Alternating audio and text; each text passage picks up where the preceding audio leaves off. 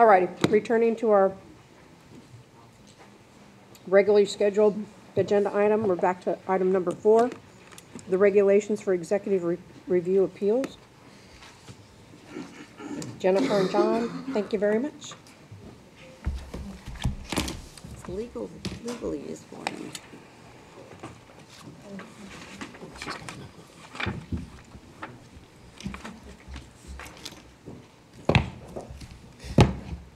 Are we good with the audio? Okay, so these regulations were first brought to the board in the February 2011 board meeting as an informational item and initial read. At the February board meeting, the board requested that the regulations include guidance on the administrative hearing process for the members, specifically informing the member of their right to counsel and that CalSTRS will be represented by an attorney through the process. Those amendments are reflected in the current regulations that are attached in the board item.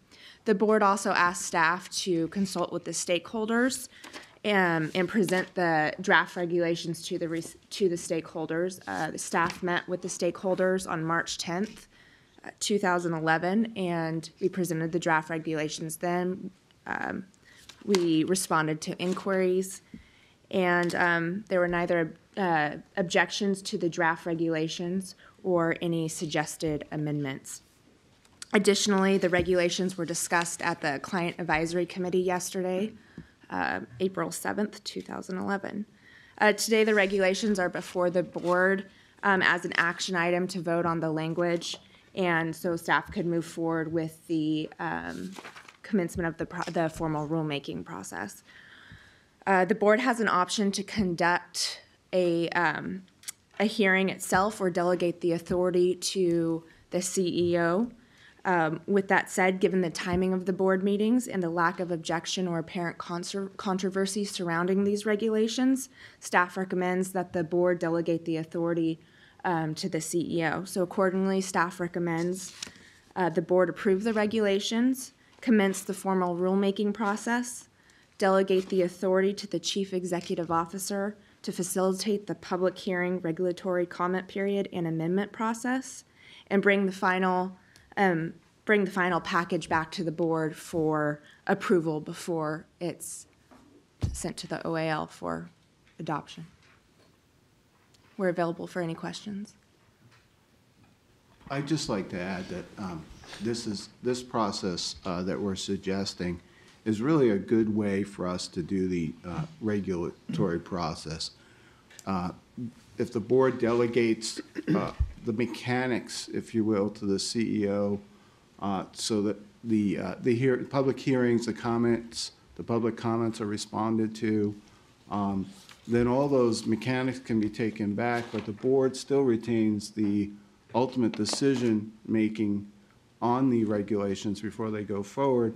And if there's something that the board or individual board members feel that was not covered or not correctly covered, there's that last look and to send it back if possible. So this kind of takes the mechanics away or puts them to the side, lets that process happen, but then brings it back to you for your ultimate decision-making. So that's what we're suggesting, and we think this is a good model as we take on other regulations in the future. All right, is there any discussion? Second. It's been moved and seconded to adopt staff's recommendation to approve the draft regulations, commence the formal rulemaking process, and we would delegate to our Chief Executive Officer the authority to facilitate the hearing, regulatory comment amendment process, and then that would then come back to the board for finalization, and then we would move forward. Any further comment? All in favor say aye. Aye. All opposed, nay. The motion is passed. Thank you, John. Thank you, Jennifer. Thank you. Brian, you too. Friday, going on to committee reports, the consent agenda. We will begin with appeals. I think we'll all have to queue in. Oh, I'm chair of appeals. Okay. Never mind. So those of you that are chairs of other committees, could you please queue in? And we'll begin with appeals. The Appeals Committee met on Wednesday, April 6, 2011, took the following actions. The committee considered and adopted the proposed decision in the case of Anthony E. Vasquez. The committee considered and adopted the proposed decision in the case of Barbara L. Holman with minor technical changes. The committee considered and adopted the proposed decision in the case of Jacqueline Marsh, also with minor technical changes. And the committee considered the case of Howard Zen and took no action. Carolyn, let me see if I can get you up there. Alrighty, Carolyn? The Benefits and Services? The Benefits and Services Committee met on Thursday, April 7th, and heard information on the interest, contribution, and credit rates for 2011-12. The 2011 annual report on the purchasing power of allowances, information on the effects of the multiple retirement formula on members who service retirement after reinstatement from a disability retirement, and an update on the CalSTRS Field Counseling Office. The committee also received information on the contribution rates for the purchase of permissive and non-qualified service credit for 11-12, heard an update on preventing pension spiking, and received an overview of how CalSTRS has been using social media to reach out to the public. By direction of the committee, I move adoption of the following. The 2011-12 fiscal year regular interest rate for the DB program at 7.75%, credited interest rate for the DB program at 0.75%, minimum interest rate for the CB program at 4.25%, minimum interest rate for the DBS program at 4.25%, employer contribution rate for elected officials of employee organizations at 9.713%, employer contribution rate for reduced workload program at 9.713%, and the contribution rates for the purchase of permissive and non-qualified service credit for the 2011-12 fiscal year, ranging from 15.5% for age group 20 to 29 up to 29.2% for age group 60 through 69. I'm sorry, Kathy, could you? Need a second. This comes from a committee we don't know how. But Kathy, I took you out of the queue trying to get myself up there so I could be on the mic. Thank you, I'm sorry. All right, it's been moved by the committee. It does not need a second. Is there any further discussion on any of the items? All in favor say aye. Aye. All opposed, nay. You have passed those recommendations from Benefits and Services. All right, Board Governance. Okay, the Board Governance Committee met on Wednesday, April 6, 2011. The committee reviewed and discussed the proposed options to the CalSTRS gift policy. The committee also discussed the potential impact various laws may have on the CalSTRS gift policy and reviewed gift policies from other pension plans. The committee also received and discussed the first reading of the draft conflict of interest policy.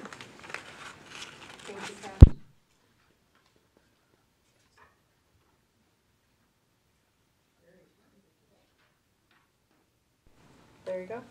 Compensation? Compensation Committee met on Wednesday, April the 6th, 2011, and reviewed detailed information on the CEO and CIO competencies in relation to succession planning. The committee heard and discussed the results of the competency rankings for the board-appointed positions of CEO and CIO and the corresponding position descriptions. The committee received the revisions to the incentive compensation evaluation format for investment staff and the compensation policy, and minor revisions to the compensation policy. By direction of the committee, I move adoption of the following. 1, the updated position descriptions. 2, the incentive compensation evaluation format in the compensation policy. And 3, the minor revisions to the compensation policy as recommended by staff. Alrighty, thank you, John, for trying to work on my push-to-talk thing. Already, it has been recommended, moved by the committee, the 3 items that Harry has delineated. Is there any further conversation, debate? All in favor say aye. Aye. All opposed, nay. Alrighty, Carolyn, corporate governance. Corporate Governance Committee met on Thursday, April 7th, 2011. The committee reviewed and approved revisions to the corporate governance section of the board policy manual. The committee requested additional revisions to include language addressing disclosure of corporate political contributions. The committee also requested guidelines on selecting managers and funds for the corporate governance portfolio. Staff provided an update on the 2010-11 engagement plan and the diverse director data source project. The committee also received and discussed a report on the Sustainability Risk Management Initiative and the Corporate Governance Activity Report. By direction of the committee, I move adoption of the proposed revisions to the corporate governance section of the board policy manual. All right, Carolyn has moved the proposed revisions. Is there any further discussion? All in favor say aye. Aye. Opposed, nay. We have approved those revisions. Harry, you want to jump in there for investments? Yes. There you go. Thanks, Dana. The Investment Committee met on Thursday, April the 7th, 2011. The committee received the mid-year report on investment costs and cost effectiveness and the Credit Enhancement Program annual report. The committee also adopted the infrastructure policy revision and received the semi-annual performance reports from its general consultant as well as its consultants for real estate and private equity. The committee also received the second report in a study on internal versus external asset management and the Chief Investment Officer's report, which included a report from an expert on issues in the Middle East who appeared via video conference to discuss social changes in the region and the risks to the oil markets. Thank you, Harry. Alrighty, the Ledge Committee, the first will be the minutes from our March 24th meeting, which we had the same type of incident happen that we went through earlier. Those of us that are on the Ledge Committee were pretty familiar with how long it took for us to get all our systems back up and operating. So the Ledge Committee met on Thursday, March 24, 2011, and considered and adopted the staff's recommendation to take a support position on legislation that would create and allow the controller to accept private donations into the California Financial Literacy Fund to improve Californians' financial literacy. We also considered and adopted the staff's recommendation to take no position on legislation that would replace the governor-appointed retiree board member with an elected member from the same population. We also considered and adopted the staff's recommendation to take a support position on legislation that would reduce the current gift limit to $50 and provide penalties for vendors or contractors who exceed that limitation, but with the added suggestion that staff seek an amendment to have the legislation apply to all California pensions. And finally, we considered and adopted staff's recommendation to take a support position on legislation that would require CalSTRS to submit an annual report to the legislature, Department of Finance, and the Legislative Analyst's Office on retired members receiving an annual pension of $100,000 or more.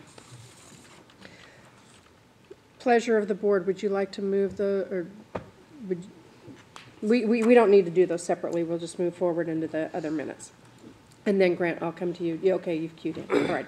The Legislative Committee met on Wednesday, April 6th, 2011. The committee received an update on legislation affecting CalSTRS that it previously considered. The committee adopted the staff recommendation to oppose unless amended AB 738 Hagman and SB 523 Walters to exclude application to county superintendents. The staff recommendation to support if amended AB 873 for Otani to apply only to board members or employees whose compensation is set by the board, all public pension systems, while narrowing the scope of the bill in order to avoid unintended consequences of harming recruitment efforts and restricting future employment in one's industry.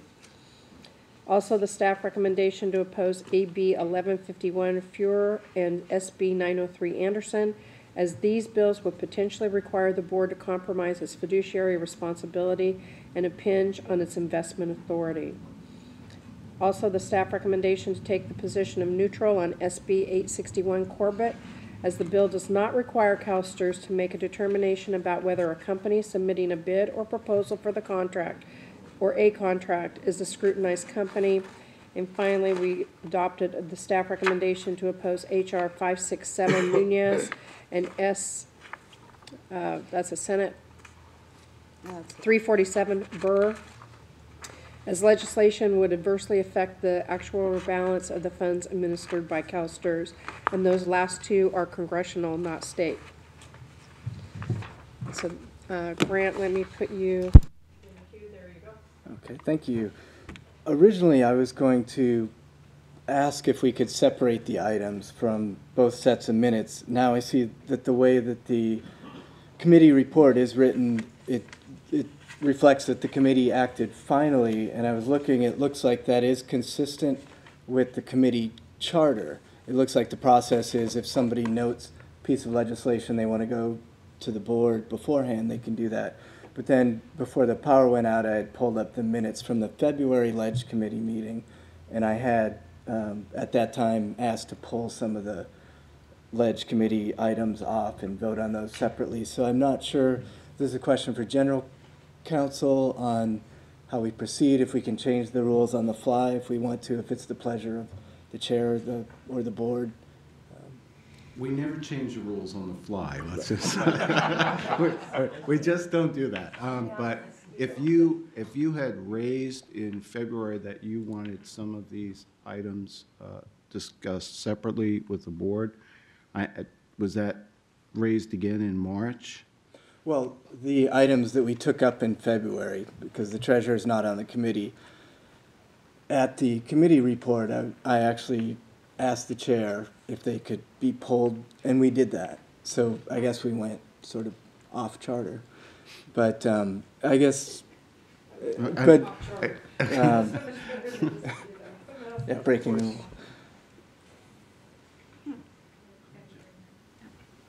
The February minutes or summary was actually drafted a little incorrectly, and it was worded to say by direction of the committee, I move it.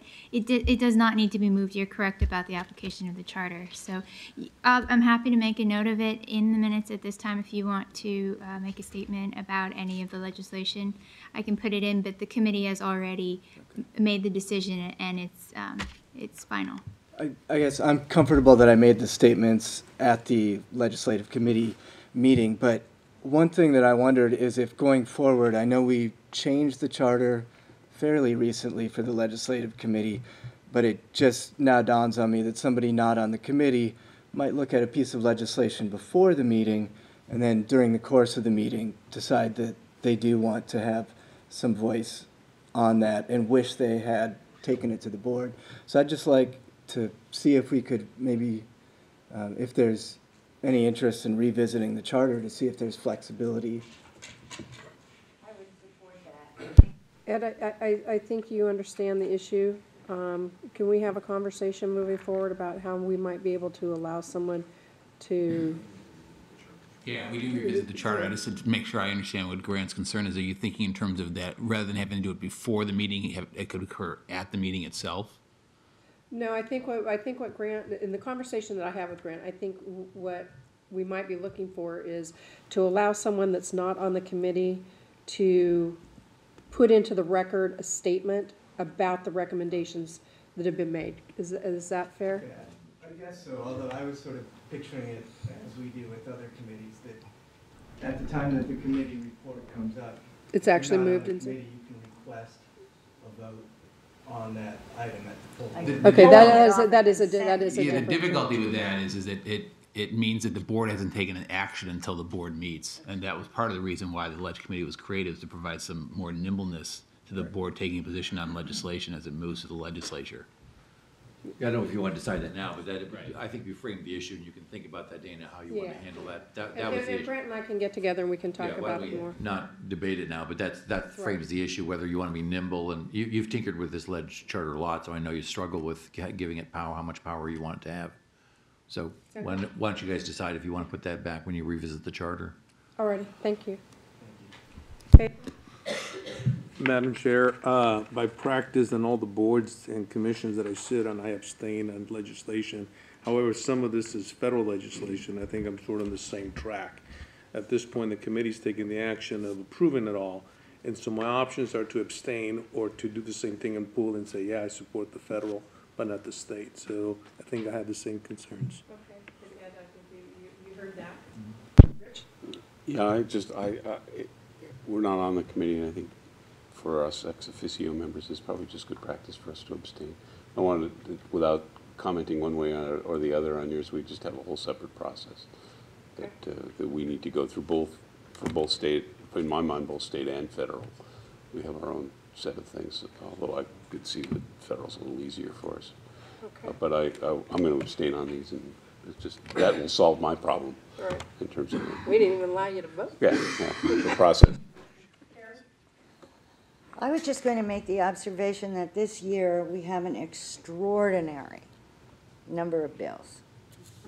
And they are extraordinarily diverse, and you know, they really, it's an anomaly, as far as I can see, to all the years I've been on the board, how many bills there are over there that we would be interested in and take a position on.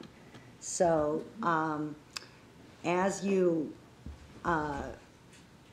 talk about a process that is as inclusive as possible for non-members of the committee and the full board, I would just ask you to remember that we're not talking about a routine year, and we probably won't be talking about one next year, that we really have a lot of these, and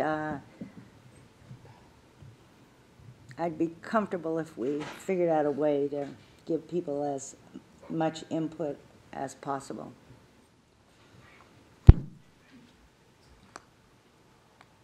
Just thinking how we proceed on taking a look at our charters, and the entity that does that usually goes through board governance. We actually are going to try to hear and take positions on the rest of the bills that are before us in May, and that's going to be before board governance meets again to even be considering our charter. So I guess what I would ask is if that you have a concern, the bills were listed in the legislative committee report. If you take a look at those, and please come and listen in on the 2 meetings that we are going to have in May, Right. circling around legislation, so you have the ability to input, because we're going to have positions on everything that's been introduced before we have the ability to change our charter. And so I would encourage everyone to do that. Right, that's the way to do it. Good. Okay. Uh-huh. Any further discussion? Alrighty, moving on to the remainder of our consent agenda. Item 6, 6A and B. Move approval, Madam Chair. Is there a second? That's the minutes and the board member education. Item 6. Alrighty, it's been moved and seconded. Are there any questions? Madam Chair, Come on. I ask that I be shown as abstaining from 6A, please. Okay, we've got you there. Anything further? Alrighty, all in favor say aye. Aye. Opposed, nay. Thank you very much. Time check. Well, we're only 11:15. We're doing good. Jack? Great, thank you very much. On my report, I just wanted to just add a couple things. First, just logistics of May, so we're kind of clear on the dates and what we're doing. So let me just talk about that first piece in the month of May. And the committee structure. So I think Mary's already provided you today, just for those of you who like to do it with a pen, a list of the committees that we have here, and requesting if you know already or want to think about or pass those back to either Dana or Harry or Mary, your preferences for being on the committee. Just to remind you, for those that were at the October offsite, and for the 2 board members that weren't at the October offsite, just when you do that annual self-evaluation, there was concern again about the time we're spending in the boards. We are up to 3 full days. It's turning out it's almost what it takes, assuming one committee doesn't meet. You know, you're almost creeping to a 4th day. You're getting so close if you all had decided you were all going to meet and you all had heavy agendas. So we're right fitting in 3 days right now, making this day usually a little shorter than a full day. So your takeaway at the offsite when you were reviewing best practices around board management was, one, that it was important for all of you to have experience in all the areas of the organization. Some of you bring more financial skill to the table, some of you bring more member orientation to the table. But as fiduciaries, you all had that conversation that was important for you all to understand benefits and all of you to understand investments, if those were just the two sides of the house. So that issue spoke to rotation, and we haven't done probably as much as we could have from your conversation, if you remember that over the years you are on different committees. As the prime example, the Audits Committee has been a very consistent group of individuals over the years. And as we've now starting to tackle risk management, we discovered that I don't think we had a broad-based recognition of some of the risk management issues challenging the system among all 12 board members. So that's why we're having that discussion in May. So rotation was one issue, and the other issue was just how many committees to be on. And again, your board charter encourages you to be at least on one committee. To the extent you all volunteer for all the committees, then obviously the implication will be that you really meet sequentially, like you've been doing up till now. We've really just had two committees that have lent itself to overlap, and that's been the Appeals Committee and the Audits Committee. So I'll let Harry and Dana they may want to give feedback to you if they want to have more of a concurrent schedule, but if you still want to have everyone doing everything, then you really are 3+ kind of days and times going forward. So that was one thing I wanted to mention. So do get those back to Dana. Your board policy, again sticking with policy, has a structure that Dana comes back then in June with the proposed, we want to call them slate of membership in the committees and who would be chairs and vice chairs based on your requests, and that then you kind of, through a consent agenda, affirm those committee structures for July. It also gives the board chair the flexibility during the year to make changes here and there as time permits, or new members come on, or conflicts occur, or whatever. So, she may want to also be more nimble before July and making some changes if she desires, and that would be conforming to policy if she so chooses. So that was the committee piece of it. Let's talk about the May meeting for a minute, just so you can figure out your time and your schedule and who's doing what. And I met with Jerry and Dana and Harry to kind of talk through that day and what they would like to be done in this order. So the days we had picked are May 12th and 13th for the calendar. And remember, we don't normally meet in May. This is kind of like a second offsite, but you're in the building. The first day, you really do have a pretty full day. We were going to start out, Harry has met with one of our organizational development consultants that the system uses, a very thoughtful strategist named Peggy Hanley. And to start the day, really just the board up in our mezzanine area, more in a conversation among yourselves as a change management exercise for our two board members, Pedro and Rich, to kind of talk about the culture of the board and do a bit of a change management activity together. And I think and Harry, feel free to compliment what I'm saying here if you see it differently. I think the idea might be that if it feels good as an exercise, that you do this 2 more times, but progressing once in October, when presumably the governor will have added 2 more board members, and then again, sometime you would pick a date in the spring of 2012 when there's presumably possibly more change on the board, because you're really going through a succession of cultural change. So back to May 11th, 12th, that would be an hour and a half, and then you have already blocked out and already invited bidders for the comp committee from about 10 to 2 o'clock, including a lunch, and then the rest of that day would be your ledge committee to start working through bills.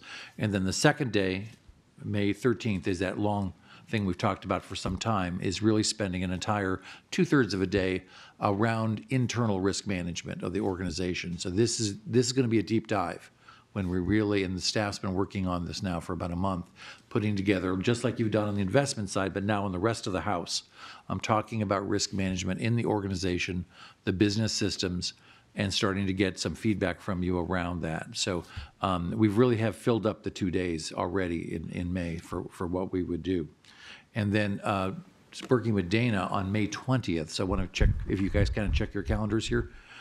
May 20th is the day that she was suggesting to you that we would do a legislative committee. So let's kind of get a reaction to that. Dana, what time did you pick? I forgot. 10 o'clock for about 2 hours, or hour and a half to 2 hours. And again, the thought was for as many as you could, I think there was a desire for you to be physically here. It's not a requirement.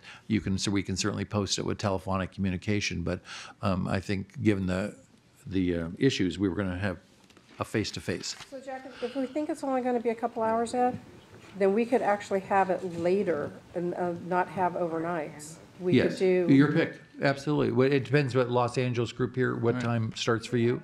noon if we could have lunch. That'd be better than What- having to She's a have people mind come up reader. overnight. She's a mind reader. Yeah, so what time would you guys like the meeting? Like to be able to fly up that morning. Yes. So what and- time would you, and 11 start, o'clock? You know, Or- Let's do noon. Noon. And if we could have for, Yeah. once we know what flights are, we would know if we probably should provide lunch regardless. Never mind. We should have. But we'll work that part out. Yeah. Yeah. Yeah. So people coming in would But, have something to eat and then we can meet at noon. Yeah. It was noon, May 20th, for those that are on the Ledge Committee or for those that would like to participate on the Ledge Committee. Is that okay? I'm seeing that works out well. And May 12th and 13th, I didn't hear any concerns, and particularly for Rich and Pedro, we want to make sure you're there for that first exercise. That's to benefit you. I think we have the State Board of Education meets the 12th, May 12th. You do? Yeah, so I'm not available, Okay. and neither is Michelle. Well, we really want you to participate Yeah, in no, that piece. Is that a whole day exercise for you? Oh, yeah. Oh, yeah. Can we flip it? Oh, Can we yeah. flip it and do the deep dive the day before and do the others the day? Yes? They have gone. No. The comp committee people, the consultants' schedules, they are all flying in.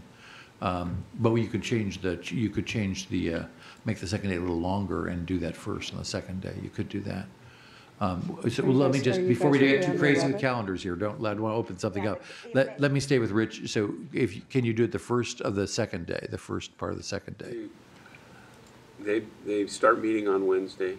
They certainly will run through Thursday, and if they go according to form, they will run into Friday. Okay. So So you really don't know, is what you're saying? it's really Okay. not. So preference? You want to think about that, Harry? Well, I mean, the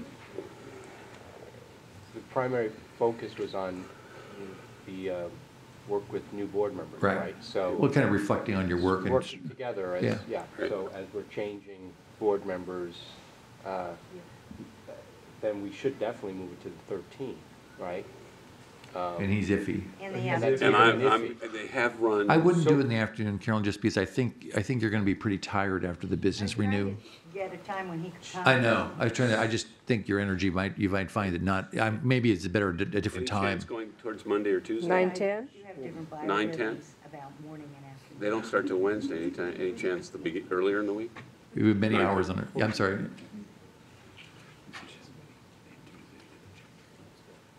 Oh, well, we've invited those comp consultants. I think I think that's the anchor to that day. You know, These are really good. I 10 don't to wanna, they've been really good exercises. they've already been invited on that day, is what I'm saying. No, it's on Thursday? Yeah. Yeah, no, they're locked in on the Thursday. Yeah. How long, is it all day? What, Thursday's all day. it would be, yeah, yeah. Well, we've got a ledge committee for sure, and then we've got the comp committee. Those are for sure, those 2 days. Yeah. Like we said, we don't want to start unraveling the whole thing here. It's just the change management piece. We're trying to get right for you all, the right day. And also when you're fresh. I mean, I think, again, it is about being part of it. That's exactly the kind of thing you want to be fresh for, I think, energy-wise. I'm toast.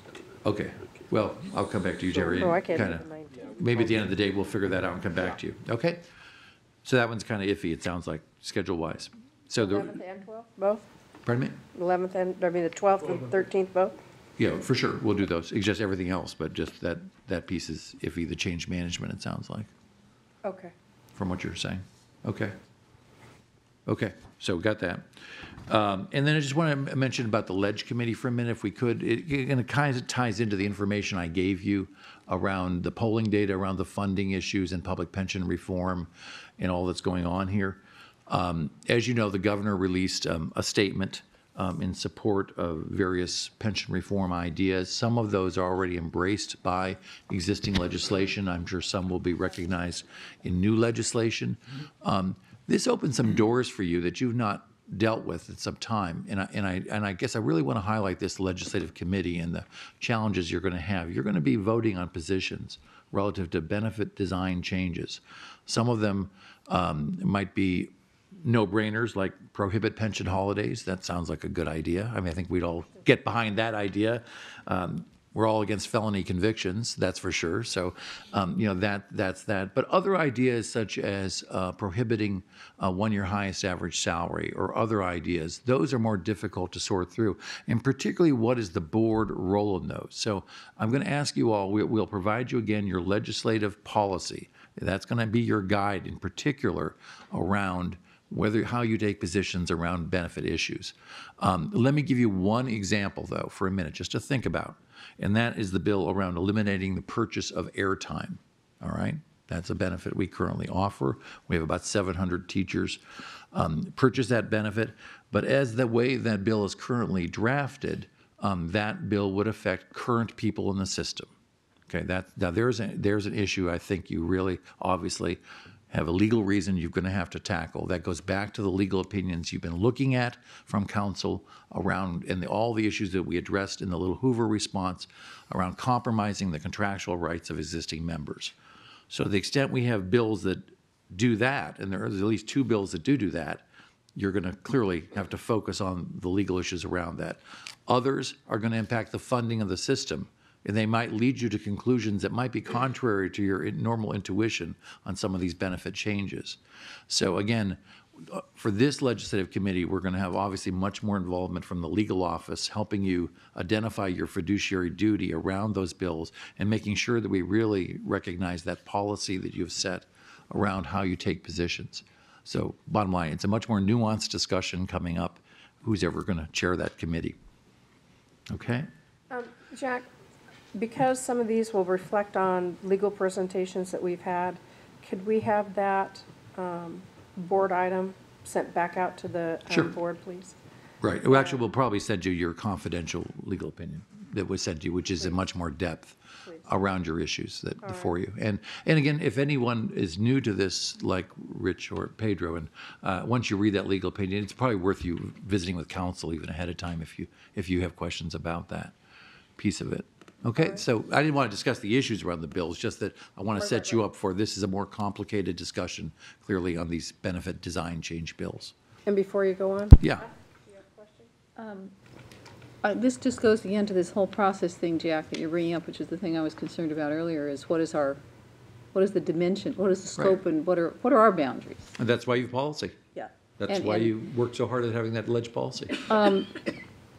And I don't know if this goes then to a fiduciary council while we're coming into that to raise the question. I think a lot of the policy was drafted without a humongous shortfall where you're under the burden of the shortfall.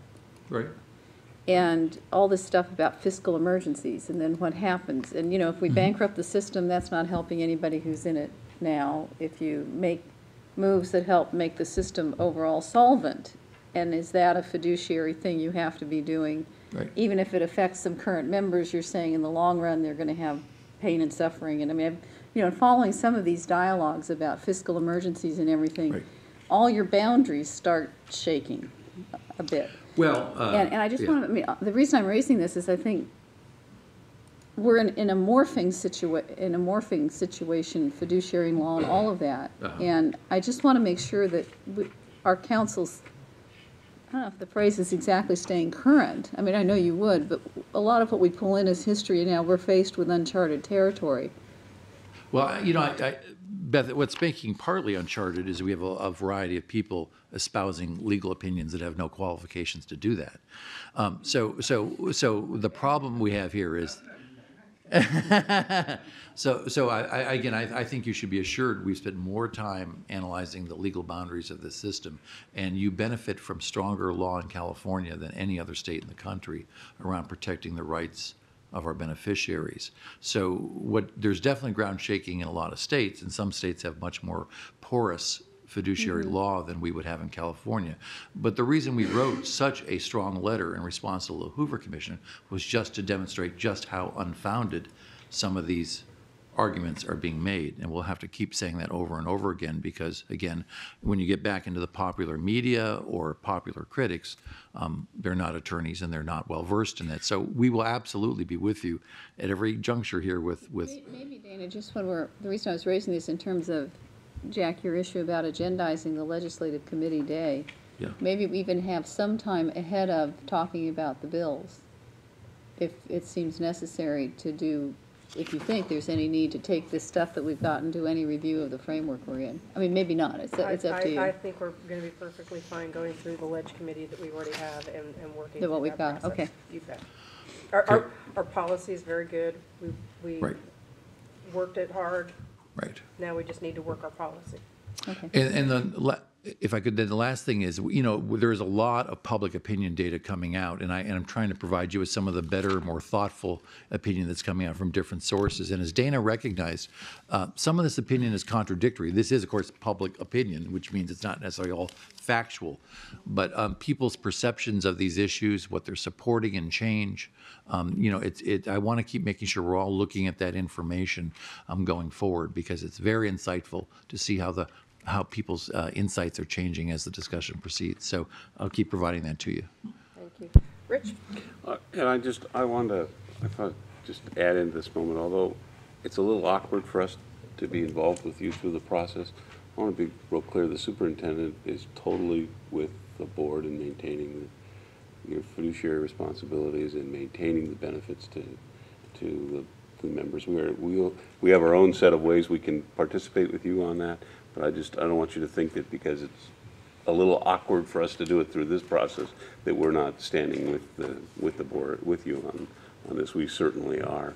My boss is down with Pedro's boss today, I think, having these very conversations right now as we're talking. Thank you very much. I appreciate that. All righty, Jack, back to you. All righty. Brian? I just want to reassure the board that council is staying current, and as a matter of fact, is probably leading the pack on some of these issues. So I don't want you to have a concern on that. Thank you very much, Brian. Okay, taking a look at the rest of the items on our agenda, this looks like a really good time to break into closed session and then go to lunch. I'm thinking that we probably will only need between lunch and closed session an hour, maybe a little less. That way we only have about an hour and a half after we come back from lunch to finish the day. So we would adjourn and then come back at 12:30. Does that sound fair to everybody? You need about 30 minutes for closed session at 30 most. minutes? Yeah. I know Pat's at the mic. Does that sound fair? I mean, half-hour lunch, you guys okay with a half-hour duty-free lunch? Yep. Do we take public testimony in the open session before we go to closed session, or after? We would do it also afterwards. But Pat's at a mic and we'll let Pat speak. All right, as long as that's okay with everybody. So those of you that have to run to the cafeteria, do you think an hour is sufficient time for you to be able to do lunch? Okay. Pat, come on up. I just wanted to thank Geraldine for all her leadership. I didn't get a chance to get up fast enough, but we have very much appreciated your representation of retired teachers and your leadership on these committees. You've done a wonderful job. And Thank you, Pat. thank you. Thank you. All righty, we'll go ahead and go into closed session.